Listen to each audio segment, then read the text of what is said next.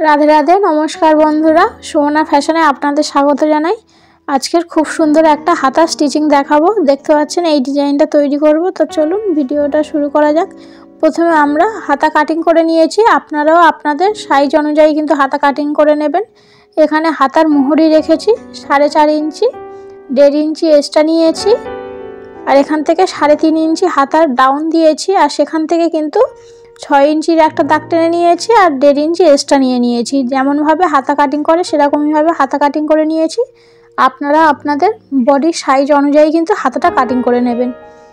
এরপরে আমরা হাতার মেন কাপড়ের সহজ ভাঁজের উপরে ফলসটা বসিয়ে সেলাই করে নেব। যেমন আমরা হাতা সাথে লাইলিন বা ফলস স্টিচিং করি সেরকমভাবে কিন্তু পুরোটা কমপ্লিট করে নেব।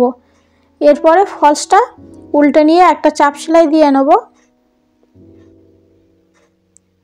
চাপ সেলাই দেওয়ার পরে একইভাবে এটা পুরোটা উল্টে নেব, নিয়ে ফলসটার দিক থেকে পুরো চাপ সেলাই দিয়ে নেব।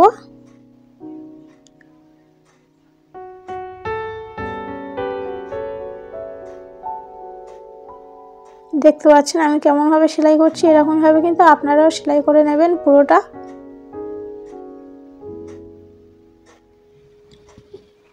সেলাই করার পরে যেটুকু বাড়তি কাপড় আছে সেগুলো কিন্তু কেটে বাদ দিয়ে নেব। বাড়তি কাপড় কেটে বাদ দেওয়ার পরে হাতাটা এরকমই দুভাঁজ করে নিয়ে মাঝখান বরাবর ছোট করে একটু কেটে নেব বোঝার সুবিধার্থে।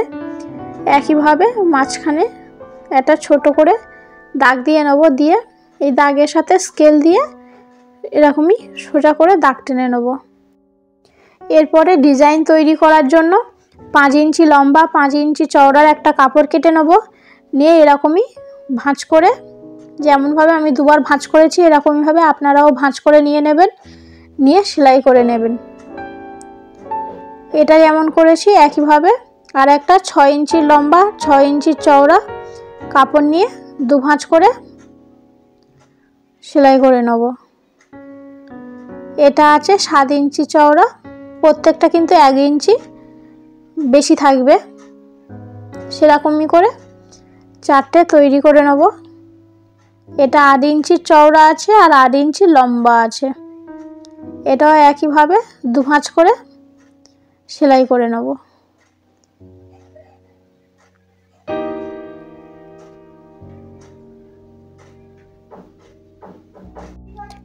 এরপরে এগুলো কেটে নিয়ে নেব, নিয়ে যেমন আমরা 1 ইঞ্চি করে ছোট বড় করেছি ওরকমই বড়টা প্রথমে দিয়ে সেলাই করে নেব, তারপরে আর এক সাইজ ছোট নেব, তারপরে আর এক সাইজ ছোট, এরকম করে কিন্তু পরপর 4টে সেলাই করে নেব।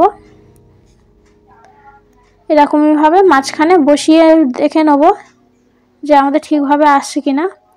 মাঝখানে একটা দাগ দিয়ে নেব দু ভাঁজ করে নিয়ে, ওই দাগে থেকে কিন্তু সেলাই করে নিতে হবে পুরোটা। এটা একটা এমন সেলাই করে নিয়েছি, একইভাবে আর একটা দু ভাঁজ করে নিয়ে দাগ দিয়ে নেব। সেই দাগের সাথে হাতার যেই দাগটা দিয়েছিলাম সেই দাগের সাথে মিলিয়ে বসিয়ে এরকমইভাবে সেলাই করে নেব।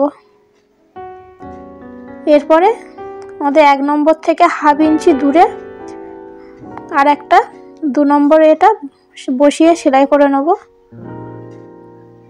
এইটা যেমনভাবে করেছি প্রত্যেকটা কিন্তু এরকমইভাবে করে নিতে হবে।